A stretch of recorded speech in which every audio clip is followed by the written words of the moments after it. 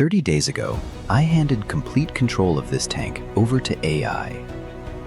No manual feeding, no hand testing the water, no adjusting the lights.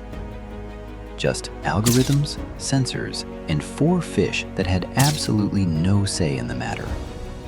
Here's what happened. I want to be honest with you up front. When I started this experiment, I was not optimistic. I've kept fish for years. I know what a crashed tank looks like. I know what a stressed fish looks like.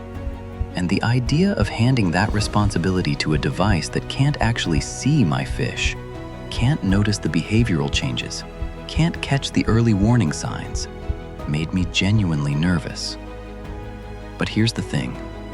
The smart aquarium market is projected to reach $7.2 billion by 2028. Automatic feeders, AI water sensors, app-controlled lighting systems, dosing pumps that self-correct chemistry in real time. This technology exists right now. It's getting cheaper every year. And the question isn't whether it's coming to home aquariums. It's already here. And nobody is actually testing it honestly. Not with real fish, not with real stakes, not for long enough to see what breaks. So I did. 30 days, 2 identical tanks. One fully automated with 2026 smart tech. One maintained manually, the way most of you run your tanks right now. Same species, same water source, same starting parameters. And by day 19, something happened that changed how I look at fish keeping forever. If you want to see more high-stakes experiments like this that the big channels won't risk, hit subscribe now. Something happened in one of the tanks that I genuinely did not expect. Let me explain why this video matters beyond just being a cool experiment. Most aquarium content right now is still operating in 20 to 15. Manual water tests, weekly change schedules, feeding by eye. All perfectly valid. I still think those skills matter, and I'll tell you exactly why at the end of this video. But the hobbyists who are afraid of smart tech are often afraid of it for reasons that the actual data doesn't support.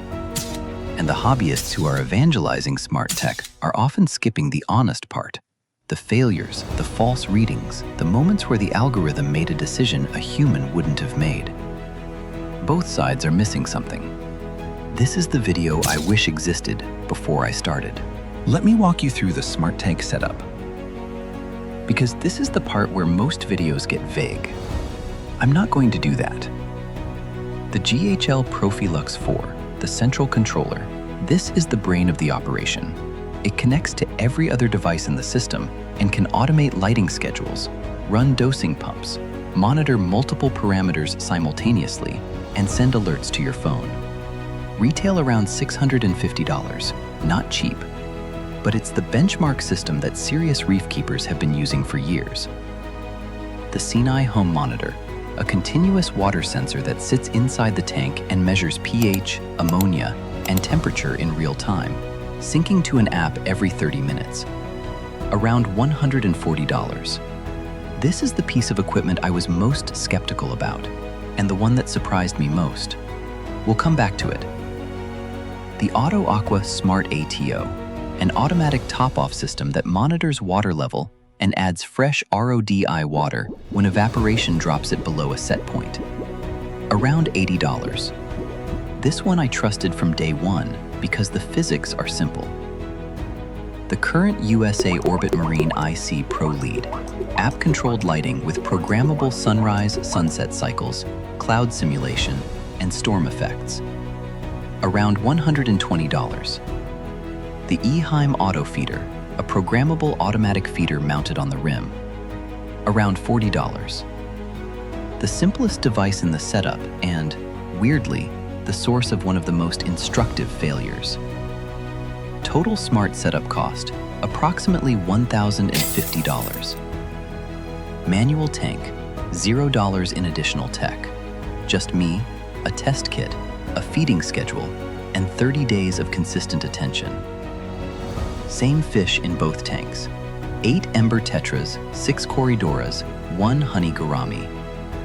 The community setup I recommended in my last video, calm, peaceful, genuinely hardy.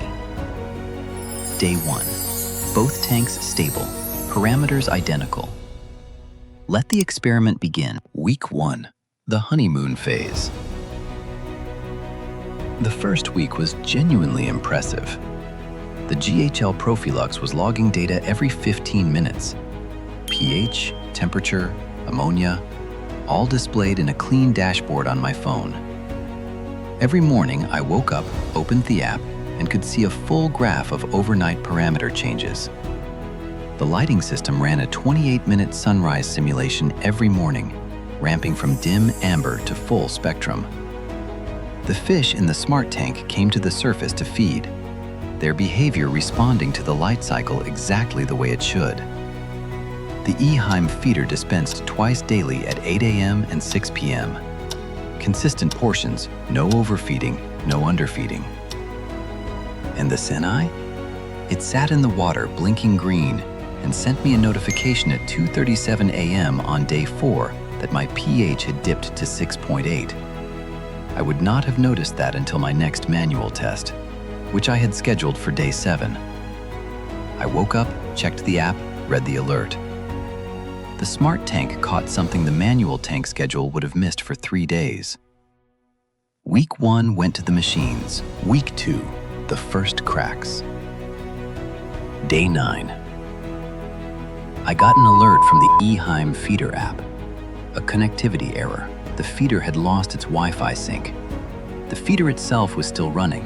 It operates on its own internal timer independent of the app. The fish were being fed, but the logging was gone. I had no record of whether the portions were dispensing correctly. I walked over to the tank and watched the 8 a.m. feeding. The rotation was dispensing fine, but I noticed something the app would never have caught. 2 of the ember tetras were not coming to the surface to feed. They were hanging in the lower midwater, not hiding, not showing obvious stress, just absent from the feeding behavior that had been consistent for the previous 8 days. This is the thing about behavioral observation that no sensor on the market can replace. The Senai was reading normal parameters. The GHL showed stable temperature and pH. Every data point in the system was green, but 2 fish were telling me something different. I did a manual inspection, checked for visible signs of illness. None. Checked the manual tank, all fish feeding normally at the surface. Sat with it for 24 hours. Day 10, both ember tetras back at the surface, feeding normally. No explanation. Possibly a minor adjustment to the new light cycle. Possibly temporary stress from a Corydoras repositioning their territory near a decoration. I never found out, and neither would the algorithm. That's the first lesson of week 2. Smart tech measures the water. It cannot watch the fish. Week 3, day 19. I promised you something happened on day 19. And by day 19, something happened in one of the tanks that I genuinely did not expect. Subscribe so you don't miss the rest of this 30-day breakdown, because what I'm about to show you is exactly why I was nervous. Stay with me, because I'm not telling you that until I show you everything that led up to it. The Auto Aqua Smart ATO, the automatic top-off system, malfunctioned. Not dramatically, not with an alarm or a flashing light. It just stopped triggering. The float sensor that monitors water level got partially dislodged, probably during a cleaning pass, and stopped reading accurately. Over approximately 36 hours, the water level in the smart tank dropped by nearly an inch from evaporation. In a 20-gallon tank, that's a meaningful change in water volume. The GHL Profilux did not catch it because it wasn't monitoring water level directly. I had it configured for chemistry and temperature, not volume. The Senai sent me an alert at hour 29, not about water level, but about a slight temperature increase. The reduced water volume had changed the thermal dynamics of the tank enough to trigger a 0.8 degree Fahrenheit rise above my threshold. That was the indirect signal. The system caught it, but only because of a downstream consequence. not the root cause. I manually topped off the tank, reseated the ATO sensor, and reconfigured the GHL to add a secondary temperature alert trigger. The fish were fine, but they had spent 36 hours in a degrading environment that every green indicator on my dashboard had failed to flag directly. Compare that to the manual tank, where I had done a visual check the previous evening and noticed the water line was slightly lower than usual before it became a problem. 36 hours of silent, undetected drift in the automated system, caught in minutes by human observation in the manual one. That is the honest version of this experiment that nobody else is going to show you. Week 4, where it actually gets good. Here's the part where I expected smart tech to fail, and where it quietly, consistently, impressively didn't. Water chemistry stability over 30 days. The manual tank, maintained by me, someone who has been keeping fish for years, showed pH fluctuations of up to 0.4 points between weekly water changes. Normal, expected, within safe range but variable.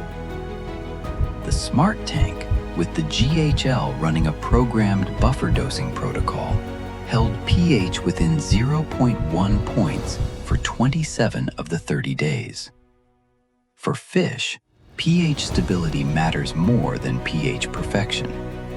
A tank that holds steady at 7.0 is dramatically healthier than a tank that swings between 6.8 and 7.2 on a weekly cycle, even though both averages look the same on paper.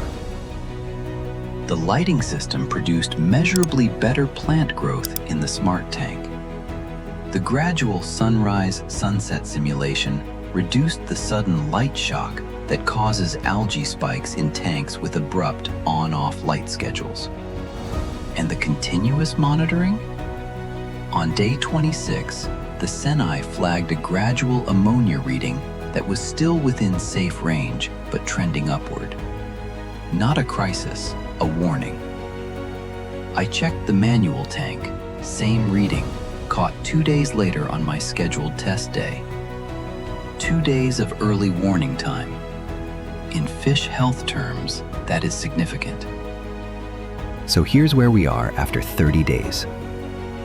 One system caught a pH dip at 2 a.m. that I would have missed for 3 days. The other system ran 36 hours of silent water level drift that every green indicator completely missed. One held water chemistry tighter than I could manually. The other couldn't tell me that 2 fish weren't feeding properly. The verdict is not what I expected when I started, and it's not what most people in the smart tech community want to hear. But it's the honest answer, and I think it's actually the most useful one. After 30 days, here is what I know. Smart aquarium technology is extraordinarily good at measuring the water. Continuous parameter monitoring, automated chemistry dosing, programmable lighting with biological precision. These are genuine advances. The GHL Profilux caught real problems faster than my weekly manual testing schedule. The Senai's continuous ammonia monitoring provides a level of water quality oversight that manual test kits simply cannot match on frequency. For stability, for holding parameters inside a tight window day after day, automated systems outperform human consistency. Smart aquarium technology cannot watch your fish. This sounds obvious, but the implications run deeper than most people think. Fish communicate through behavior. The 2 ember tetras that skipped the surface feeding on day 9 were not sick. They were not in danger. But they were communicating something, some minor disruption in their environment that every sensor in the system registered as normal. That behavioral observation is not a nice-to-have extra layer of care. In the scripts I've shared on this channel, we've talked about how pain in fish appears as behavioral change before any physical symptom develops. How stress shows up in feeding patterns before it shows up in water chemistry. No sensor measures that. No app graphs it. No algorithm flags it. So here is my actual recommendation after 30 days. The future of fish keeping is not smart tech replacing human attention. It's smart tech handling the parts humans are genuinely bad at. The overnight parameter drift, the forgotten feeding, the pH creep. While you use the time and mental bandwidth that frees up to actually watch your fish. Not glance at them, watch them. The combination is not just better than either approach alone. It is categorically different from either approach alone. 2026 Smart Tech Buying Guide. What's actually worth it? If you want to start building a smart setup right now, here's the honest tier list for 20 to 26. Start here, highest value. The Senai Home Monitor at around $140 is the single highest impact addition to a tank. Continuous ammonia monitoring alone is worth the price. Ammonia spikes are one of the leading causes of unexplained fish death, and weekly test kits miss everything that happens in between. The eHeim Auto Feeder at around $40 is reliable, simple, and removes the single most common source of water quality problems, overfeeding. Buy it, set it up. Add next, meaningful upgrade. App-controlled LED lighting, like the current USA Orbit IC Pro, changes how your plants grow and reduces algae spikes. Worth it if you have plants. Only if you're serious. High investment, high payoff. The GHL Profilux system at $650 plus is not for beginners. It's the benchmark system for a reason, but only if you're running complex systems. Skip entirely. Does not perform as marketed. Wi-Fi only dosing pumps without secondary monitoring. If the app loses connection, and they do, you have no fallback. Automation without redundancy is not automation.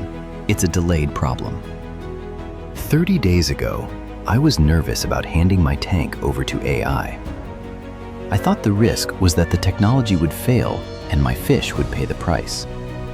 What I actually learned is more nuanced than that. The technology is not going to fail dramatically and obviously. It's not going to crash your tank in a single catastrophic moment that teaches you a clear lesson.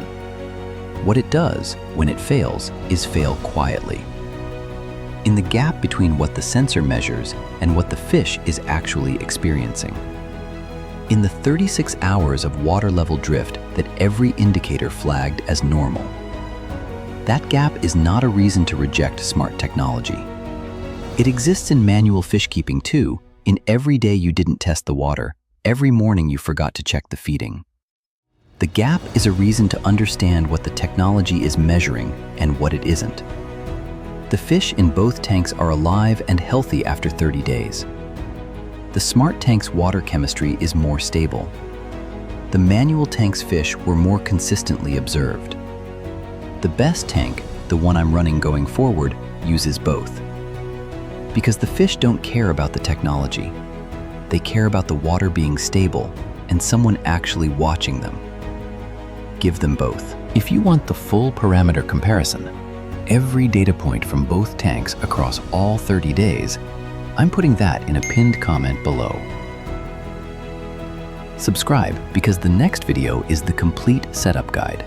How to build the smart plus manual hybrid system from scratch for a 20-gallon tank. And drop a comment. Are you running any smart tech in your tank right now? Or are you fully manual? Because the answers in those comments are genuinely going to help me shape what I cover next.